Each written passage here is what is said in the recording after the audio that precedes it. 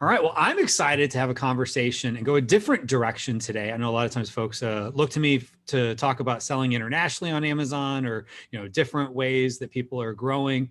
And we're going to go in a very different direction that we oftentimes go on this channel. We're going to talk to someone whose sales aren't 100% on Amazon. They're actually 0% on Amazon because all of her stuff is off of not just Amazon or Etsy or really any marketplace. So I'm super excited to have Natalie Mounter here today. So Natalie, thanks for coming on Maximizing E-commerce.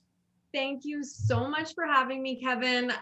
You've had some incredible people on your podcast, and to be included in a group of people like Mike Jackness and Tony Anderson and Scott Boker, I'm just like, OMG, he wants to talk to me, little me. But so it's an honor to be here. Thank you so much.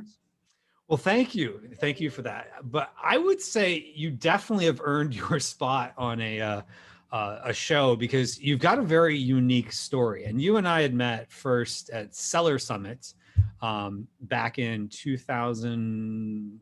It was 3 years ago. So I think it was 2018, I believe it was. We might have met the year before, but we were in a mastermind in 18. So a lot's changed since then. And you've pretty much since then gone completely away from Amazon, right? Yeah, I actually did not start on Amazon at all. So when I started the business, I started on Etsy, but I've since left Etsy and I'm 100% on my own, doing everything through my own site now. I did test out the Amazon waters briefly, but discovered very quickly that it's just not an arena that I want to play in. I'm an anxious kind of person by nature. And the fact that, they say a lot of people will say your business is like your baby. Yes. And to me, my business is an extension of me. And so to put my precious little baby into the hands of Amazon when I know all of the dirty, nasty things that can go on in there, I'm just not willing to put my baby into those hands. It just gives me too much. I'm just not going to hand that over. It gives me a little too much anxiety. So I find where I'm happiest and most successful is selling on my own site. Well, that's awesome. So I know people are probably like, wow, someone that's totally off Amazon and you're crushing it too. So, you're doing well. You've got a growing team since, we were in the mastermind together. You've got a good following on Instagram and YouTube, and you've got some good as seen on your website. So I'm excited to get into this to see kind of how you've done it. So let's just talk about, how did you even get into this world of e-commerce? Yeah, I started the business on Etsy, like I said, when I was pregnant with my son, who was my firstborn. And I was really just looking for a little side hustle income to make while I was home with him. I had zero expectations of what the business would do, honestly. I was just looking for spending money more than anything and just something to focus my attention on besides just baby, baby, baby, baby. Right.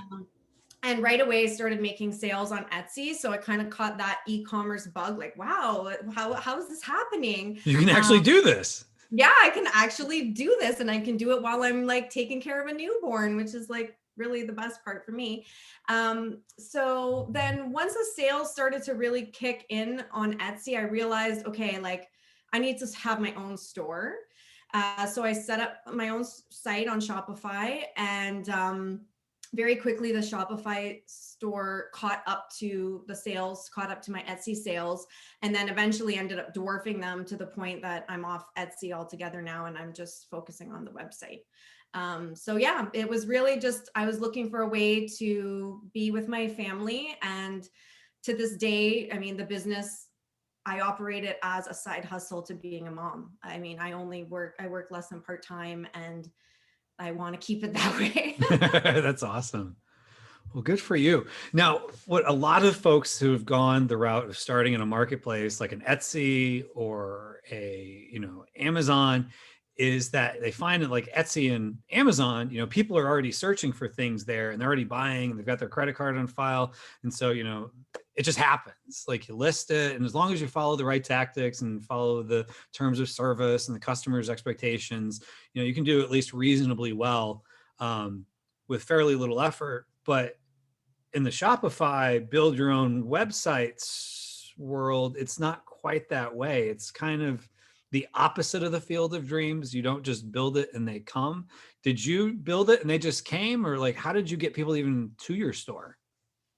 It felt that way that I built it and they came, although I'm sure it wasn't, because again, my expectations were always very low. So like I never, Uh-huh.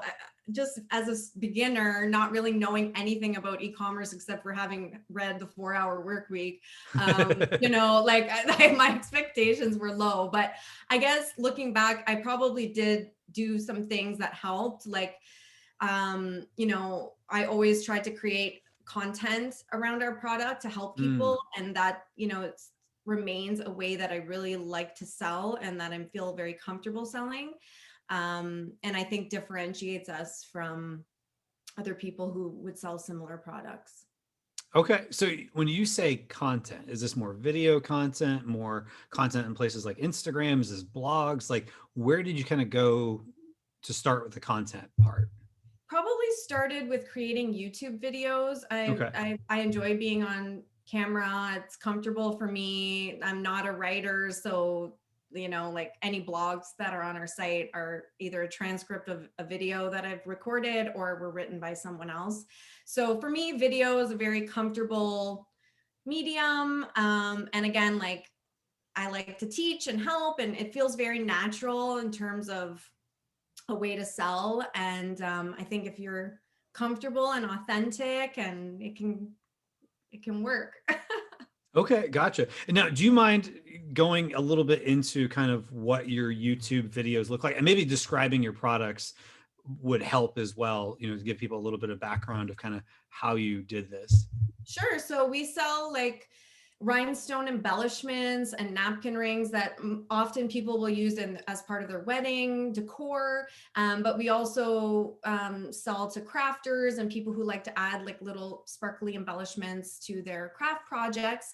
So an example YouTube video might be like creating a wedding centerpiece, or how to fold your napkins in a pretty way using our napkin rings, or something like that. Okay, gotcha. So is it more like someone searching for how to fold napkins for napkin rings or something like that? And it was just like, oh, and by the way, here's ours, which we just used as the example, and you can purchase it. That's absolutely right. Yeah, absolutely right. And Facebook Live too is becoming one of my favorite places to create video content, just because it's even that much easier to do. There's less of a barrier because you just turn on your phone and off you go, and you don't need fancy editing or Hmm. any of these things. And so I'm starting to lean a lot more heavily on that, just because it's that much easier. And then hopefully with the goal of repurposing all of that into YouTube videos, because I really do believe in the power of YouTube. Just because the content there is evergreen. So if you're Hmm. solving a problem like how to do this particular napkin fold, that video is just going to perform for you over and over and over and over and over again. Whereas like on a platform like Facebook, you post it, you'll get a lot off the top, and then it's kind of gone and lost in the abyss of the feed and Right. whatever. So I am really big on YouTube. So Okay, good, good, good, good. That makes sense. So you did a lot with weddings, right? Like your business kind of was built in the backs of like really the wedding industry, if I'm correct, right? yes, that's right. Okay, so for a lot of people listening, they might be thinking, okay, but weddings probably took a hit because you hear stories of someone like it was like just their parents were in the room because we don't have large gatherings right now as we're recording this. We're still in the middle of the pandemic, so like how did you adapt to that?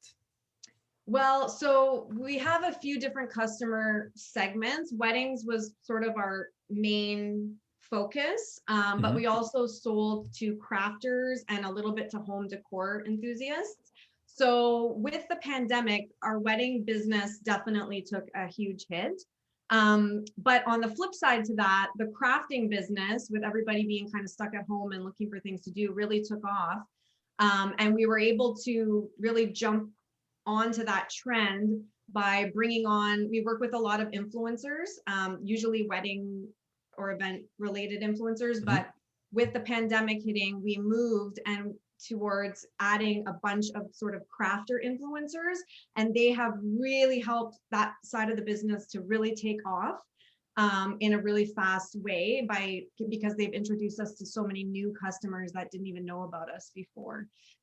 So we've actually managed to grow despite the hit to the wedding market.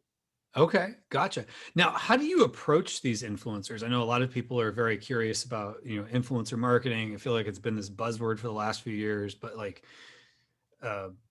not that I'm a huge influencer, but I get approached by, folks, and I feel like so many people are doing it wrong. Yeah. So how do you do it? Because you've clearly done it right because you're getting results out of it. So kind of walk me through your process if you don't mind. Well, like, I think the number one thing is just remember that these people are humans, and if you want them to take care of you, you need to take care of them, and it needs to be a win-win. So I basically have very loose criteria that I have given to my VA, who kind of scours social media looking for influencers. I prefer influencers that create video content. Okay. So we look a lot on YouTube for most of our influencers, but also a little bit on Facebook. And she reaches out to them, and it is a very templated email, but we just try to highlight what we're going to offer them. So we try to work more with micro influencers who maybe aren't as heavily bombarded, or who maybe aren't working with like agencies and things like this yet. And our title, our headline, our email subject line is like, can we pay you to work with Totally Dazzled? And a lot of them aren't getting paid, and they're working really hard on their content and not making money. So I think that catches their eye. And then the other thing that we do that I think kind of sets us apart, even though it seems to me so simple, is that we provide them with free product to create with, because a lot of them are like these crafting channels and whatnot that are spending like so much money out of their own pocket on these crafting supplies, so it's very easy for them to we send them some stuff for free. They make a video, they put in their affiliate link, they tell people, they tell their audience about us. And next thing you know, boom, boom, boom, we've got, this steady stream of new customers. So, and we're very loose with them. Like, I've heard a lot of people say, oh, we've, reached out to influencers, but they have to have the video done in this amount of time, and they have to sign a crazy contract, and we have to have images with the video. And they put so much pressure that if I was one of those small influencers who are a lot of them doing this as a side hustle themselves, I would be like, oh dear, this is not a company. It's gonna be a lot of work. Yeah. Yeah. This is too much pressure, man. I just make crap videos, So we just try to be very human, very down to earth. And, I think that it translates well because they know that we're good, generous, kind people, and they feel more comfortable, I think, telling their audience about us and recommending our shop. Okay. Now, you don't have to get into the exact template. I'm just kind of curious what the tone of that is. So do you mind kind of describing how are you maybe framing the, here's what we can do for you besides, you can get paid? Yeah. So right now it's pretty basic. We tell them we're fans of their channel. We think their content is great. The VA will include a couple links to videos that are the type of content that we like. So I guess we do a little bit of personalization. And that's really it. We just say, hey, we're willing to give you a free product and a commission, and reply basically if you're interested. And the thing with affiliate marketing that we've experienced is once you get a couple good affiliates working with you, there are other creators who follow that account. And they'll catch on quickly that, oh, they're an affiliate for this company. And so then people will start reaching out to you directly to be an affiliate for you. Gotcha. Yeah. Because I could see how that would kind of snowball in itself, because if you follow Instagram, for example, quickly you realize companies like Gymshark and Bang energy drinks must work with influencers, because you start seeing certain companies or just on everyone's channel, or all of a sudden, you see all of these people doing Pizza Hut, so must be suddenly Pizza Hut, because maybe it's around Super Bowl or something, is suddenly doing a lot of, working with influencers. And I know at the same time too, they want to work with people who are, with brands or companies that could help them, have content. And if at minimum, you're at least providing them free products so they don't have to spend money out of their pocket to create content, that makes it a win-win. I could see that. Absolutely. Absolutely. And like one thing that we're working on currently for our affiliates, because we have had a lot of success with them, is we've done a bad job of onboarding them. Mm-hmm. So that's what I'm working on all day before our call, is sort of creating like a short video on here's, how, because a lot of them are smaller, more inexperienced influencers. So they might not be familiar with like, include your affiliate link. This is where you put it. Like, here's, here's the person to contact at our company. Here are all the different things we're going to offer you. Here are our expectations. So yeah, that's what I've been working on now. And I think that, the better, if we do a better job even of training them and onboarding them, even with just a simple 20-minute video, that's just going to improve the performance that much more. And then the other thing we've been doing is that once someone signs up to be an affiliate with us, like we don't just like say, thank you very much, here's your free stuff, and we never talk to them again. Like we hit them up a lot and we offer them stuff a lot. Because we want to keep top of mind with them, and like we don't want them to forget, oh yeah, oh, they're willing to send me more, well why not, I'll do another project with their stuff. And that way they keep it, that funnel of that content creation keeps happening, because that's what you really need, I think, to keep the program rolling successfully. Well, and that makes sense, because once they've shown the willingness to do it for you once, they have a little bit more trust and they have a little bit more of a relationship with you and your brand. And then once you have done that, they're also still looking for more content ideas. And they may not even think to say, oh, let's go on their website and see what else they have. Or maybe they just are embarrassed to ask for more. So if you say, hey, you did this, great job, why don't we also do something with this product? I could see how that would be beneficial. Yes. And I like the idea of the onboarding video, because, the thing of it is, different companies have different affiliate programs. Their rules would be different. The platforms they use would be different. So just as I'm sure people listening to this can imagine, when you log into Shopify, it looks different than if you log into Seller Central. They're both selling e-commerce products, but how you interact with it is different. And so how much, does the influencer want to spend the time to figure out, where do I even get the link? How do I know if anyone's, purchased, like just little basic stuff like that. If you can give them, a little bit more of like, here's what to do, here's what worked before, that, if you make it easier for them, they're more likely to follow through, I'd imagine. Absolutely. And, like this is sort of my plan for the whole year. When I went through my annual goals and planning, was like, what is working? What can I go deeper on? And this was one of the areas that I touched on for the first quarter of the year. And I said, this is working. Like, how can I improve it? How can I make it better? So I think it's going to work out. I'm excited. It seems to be. I'm excited that, you were able to make it work, because, so many people, it's like, this was always working for me. It was always weddings, but weddings isn't working. So, I guess, it's just not going to work anymore. But you found, okay, but we have these other segments, so we'll just have to double down on these segments more. And I could see how people would be, looking for stuff to do at home and how that would be beneficial. So one of the things, I was looking on your website, and you have some pretty good as seen on TV. So how do you get your brand on TV? I know a lot of people would be curious about that, because that's like a big influencer. Well, that is, I heard about it from a friend in my mastermind.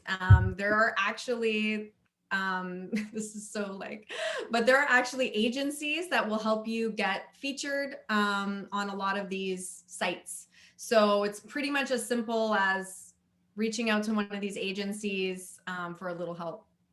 Okay, gotcha. So would you recommend, if somebody wanted to get on, NBC or Fox News or whatever, that they reach out to one of these sites as opposed to trying to doing it themselves?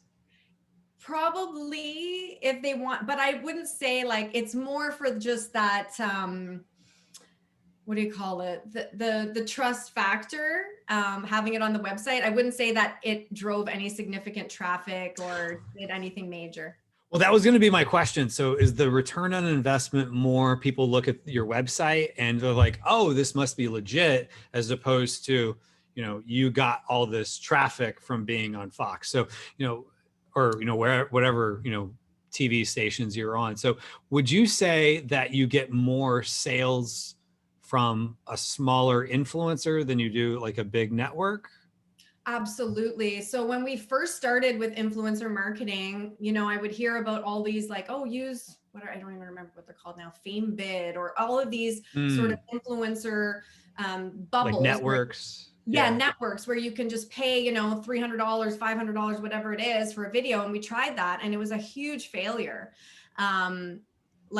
Because to pay that kind of money, a lot of these, they have to be really targeted. And this is why I prefer because one video is not going to bring us $500 in sales from any of our influencers, unless it's like one video that just goes viral and crazy. Right. It's about having a big group, not even that big. I think we're up to like 100, maybe 110 influencers. But again, it's the 80-20 rule. Like most of the ones bringing in the bulk of the revenue are a tiny fraction of that. But it's about having these people, a bigger group of them, not just one video, constantly putting out content, totally dazzled, whatever your company, great, great, great, great. Here, look at this, look at this. It's about that repetition. It's not one video that's going to bring that kind, like, I just can't get the return on that. So we tried that, and I would not recommend that at all to anyone, but that's why I prefer like free product. To me, like the cost of the product, whatever, to have an army of people out there that are recommending us to, and who have audiences, even if they're not huge, but who are constantly talking about us. And then if you're paying a commission basis like we do, I mean, you're only paying for results. So you're not really out of pocket, and except for the product cost. If you're sending free product like us, you're only paying for performance. So the way that I see it is like my affiliate team, they're like a sales team, like a commission only sales team that work for my company. And like, who wouldn't want that? Right, exactly. And also to your point, like, if you have 110, there's probably a lot of crossover where people are watching, it's some of the same viewers across different channels and different platforms. So if they see it, here with this influencer on YouTube, and they see it over here in Facebook with another one, then it starts to click in their mind like, oh yeah, maybe I should just go check this out. And, regardless of even if they're using their links, maybe they start, looking you up more. That is another thing. We've found that, if I look at our conversion summaries, like some people, Shopify will tell me they came in from Google, but we have a pop-up that asks them how they heard about us. And so many of these people that are coming in from Google will say they actually heard about us from YouTube. And I think it's from our channel and our influencers. But then they're, instead of, maybe not all of them are going to click that affiliate link. Some of them are just going to Google you or look you up on social media or whatever. So I actually think that even though a good chunk of our sales are coming from our affiliate program that I can see that are tracked, I think it's actually in reality even bigger than what is showing there. Okay, gotcha. But at least you have the trackable links, but then there's always that kind of like a halo effect. Exactly. With some of this type of marketing. That makes sense. So you had also talked about, before we hit start, that, email has been one of the things that's been successful for you. How are you building your email list? Yeah, I'm like, I want owned everything. Like like I said, I'm very uncomfortable with all these marketplaces and stuff. So I am definitely big on growing our email list. We have several lead magnets. We do contests and giveaways. We kind of do it all in terms of building our lists. But again, because of our content is a big thing for us, it's pretty easy to put together lead magnets and giveaways and stuff. And a giveaway, I mean, anyone can do a giveaway. We just did one to grow our SMS list. It was a craft pack of just, our most popular crafting products. And we did that to grow our SMS list, and it was a huge success. And it really didn't take any work or effort on the content creation front or anything like that. So. Okay, gotcha. So what type of things do you do with text and SMS? Because I know that you said that was a growth area for you. Yeah, SMS is something we started with not long ago at all. Like, I don't exactly remember when we started it, but less than 6 months ago for sure. And it's also it's already become, I would say, as significant as our email list, which we've been growing for like 7 years or 8 years or something. So I am really hot on SMS. I think it's amazing. I use an app called Postscript, which is so easy to add to your Shopify store. Much like Klaviyo is kind of like the king of email for Shopify. To me, Postscript is very similar, where once you add it to your site, they have a library of like automated triggered messages that you can just start using right away. Pop-ups that you can start using on your site right away. So we did those things, and instantly we started getting signups and sales from SMS, and the list has been growing really quickly. And it's just very effective, because whenever we run a sale or anything, we usually send out our email campaign in the morning, and we'll see a big spike in sales from that. And then we'll send out the text, later in the afternoon, and then we'll see another huge spike from the text. So I don't think it's cannibalizing it's not taking away from what we're doing with email. It's only adding to it. And I'm just going all in on it. I'm doing everything we can to grow it. Like I said, we did our first giveaway last month to grow our SMS subscribers, which was super easy. They just text, you can set up keywords. So they just text craft pack to the special phone number, and they're automatically entered. And then after the contest was done and we awarded the prize to the winner, everybody else who entered and didn't win got a campaign with a discount code as sort of a consolidation prize, which drove more sales. So I would say it was very successful, and we are going to be doing them constantly. Yeah, that's good. That's good. So, in my previous life, I was in the insurance industry, and we started doing text messaging campaigns, and we were finding they were, really successful, especially relative to email. And some of that is, I was talking to one of my coworkers, and he was using his wife as an example, where, at any given time, she has no more than one or two unread texts, but she might have thousands of emails. And I think a lot of people are like that, where they, skip through a lot of their emails. There's a lot more junk. There's a lot more clutter in the email inbox, where at least at this point in time, texts are still something people respond to quickly, and at least look at. And with text, it's kind of like Twitter, where you got to be short and punchy. Whereas with email, you can craft stories and, go into more depth, whereas text, it's got to be short and to the point. So what do your text messages look like, for ongoing?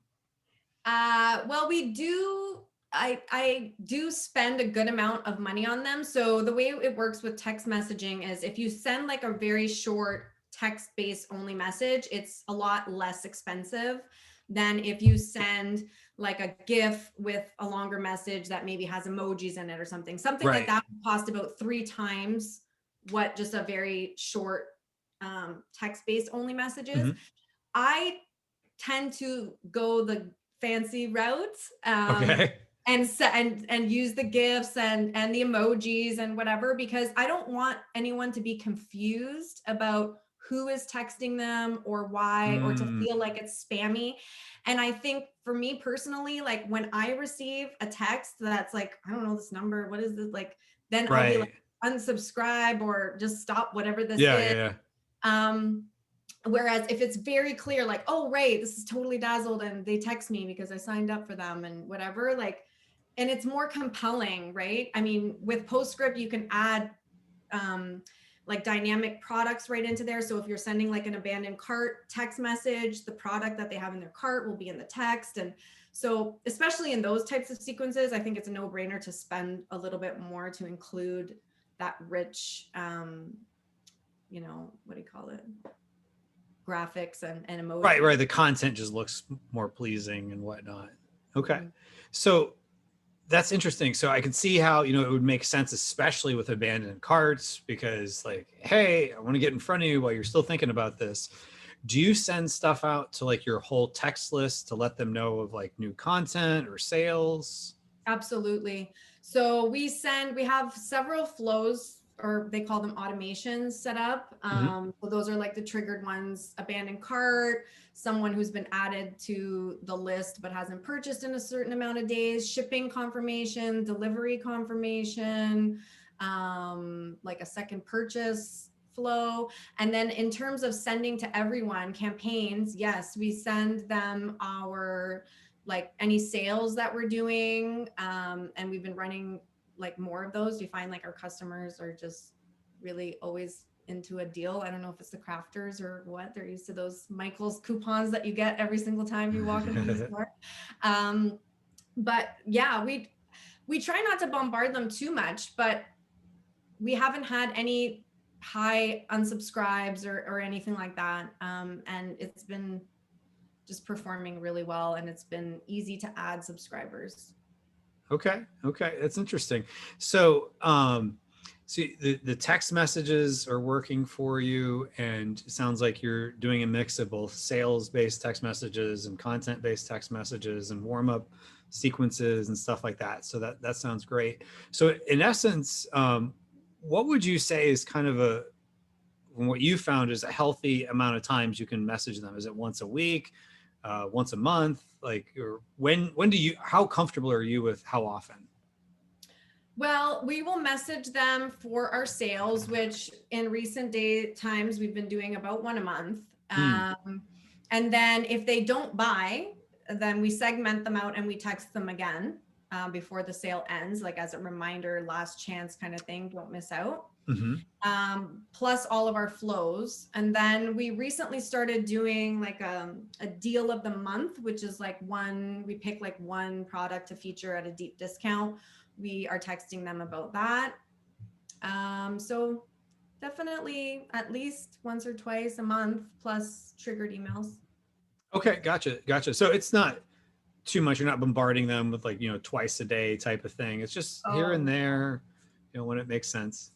Yeah, no, not at all. I think you have to be a little bit more respectful of people's text, like Hmm. texting people. Like, again, this is part of why we send the text to in the afternoon. Like, a lot of people may not have their phone on silent and might not want to receive a text at 8 a.m. or 6 a.m. or whenever we would normally send our email, right? So we try to send them at like 1 or 2 o'clock in the afternoon Hmm. at a time where most people are going to be up and Right. in their day, and it's not going to feel like really annoying. Okay, good, good, good. That makes sense. Another thing we talked about ahead of time was that Facebook ads is working for you. And I know Facebook ads is one of those things that some people have had luck with, or maybe luck's not the word, success with. How do you run Facebook ads to get more sales? So Facebook ads has been one of those parts of the business that's been such a struggle and a headache in so many Uh-huh. ways, because I do not excel at running Facebook ads, and I have tried running them myself. I've tried taking courses. I've tried hiring agencies, and anyway, it's always been a struggle. It's always brought in some sales, but it's always been sort of a difficult point in the business. But I finally found someone, and she's on my team, and she's great, and she's doing a great job, and like it's incredible. So I'm glad I kept looking and trying, but I finally found somebody who is a good fit for us. But on the Facebook ad front, so even though I can't take any real credit for like the performance necessarily, what I can take credit for is the content piece, right? Because even if Mm, you're targeting and all these things are great, if you don't have compelling content, then I think you can only do so much with it. So I think part of successful Facebook ads is having good content as well. okay, so are you running? Are you kind of starting with a funnel where you start people in with like content, like retargeting people who have seen like a certain percentage of your video, or are you trying to get video views to a colder audience that maybe is interested in crafting? So currently, most of our top of funnel is just straight up dynamic product ads to audiences to the right audiences, I guess I should say, top of funnel wise. We also do some top of funnel, like if I do a Facebook Live, sometimes we'll run ads with that video, just because again, when people are scrolling, it looks very natural, like because I'm probably making some weird face and, you know, with the thumbnail and like whatever. So it looks more natural. And I think that's very effective as well. We also have some great testimonial videos that we use in our remarketing or retargeting. But yeah. Okay. Gotcha. It's part of it, but I don't think you need to be I don't think you need to be a Facebook ad expert either to be successful off Amazon. Gotcha. So help me understand, for those that have never heard of dynamic product ads, how does that work? Well, there's basically a feed from Shopify, I guess, that feeds into Facebook that is just like a product. So if you're ever scrolling on Facebook and you see like an ad for a company, it's just sort of this never ending scroll of the products that they sell. It's just that. Okay. So is the algorithm is trying to decide based on this person's interests, and people who with similar interests have purchased this product, so it's more likely to feature that one? I don't even know. I have to ask my Facebook girl that. But it works. But I think part of it is like, again, having the right, like, you know, audiences and stuff set up for that. But okay, gotcha. What would you say are your growth opportunities going into the future? Well, systems have been something that have been keeping me sane and keeping me living as close to as possible as that 4-hour work week life that I originally started the business to have. So so just creating systems and also just trying to keep things simple, like keep things simple enough that I can execute right away and I don't get too caught up in the details. Other growth opportunities like finding more influencers for sure, growing SMS for sure. We want to start adding more crafting type products to our product offering. Improving our site a bit. I have some things on the site that I want to work on to improve our conversion rate. And I think like, you know, I have the right team now where the girl who does my Facebook ads is almost like my CMO now, my mini CMO. And I finally feel like I'm getting to a place where I will have time to create the content that I do enjoy creating so much, to create more of it. So that's definitely on my Q2 list. Awesome. All good stuff. And I like that idea of just keeping things simple that you can execute on. And, you know, I caught that when you were talking about, you know, the influencers, that it's not like, oh, I need all this photos and all this stuff that's going to make, you know, it's a lot for you to manage and your team to manage. Did they do it all right? And it's a lot for the influencer to manage. It's just, here's kind of what we need, you know, and then you make it simple for them. It makes it simple for you, and it's easier for you to execute on and the people in your circle to execute on as well. So I like that. Absolutely. I mean, there's a saying I've heard so many times, like done is better than perfect. And like, yes. Now, whenever I have something on my task list that I know I need to do and I'm feeling stuck or overwhelmed, I just ask myself, how can I simplify this? How can I simplify this? And it happened this last month with this giveaway campaign for the SMS. I was originally thinking maybe I'll do like a Gleam, and you know, they have to enter for their email, their SMS, follow us on Facebook, do all these things. And I was like, oh, I haven't run a Gleam contest in like years. And I was just like, oh, is this going to be a friction point on their end? Same thing as the influencers. And I was like, my ultimate goal is that I want to grow my SMS list. So why don't I just focus on, why am I worrying about growing our Facebook page?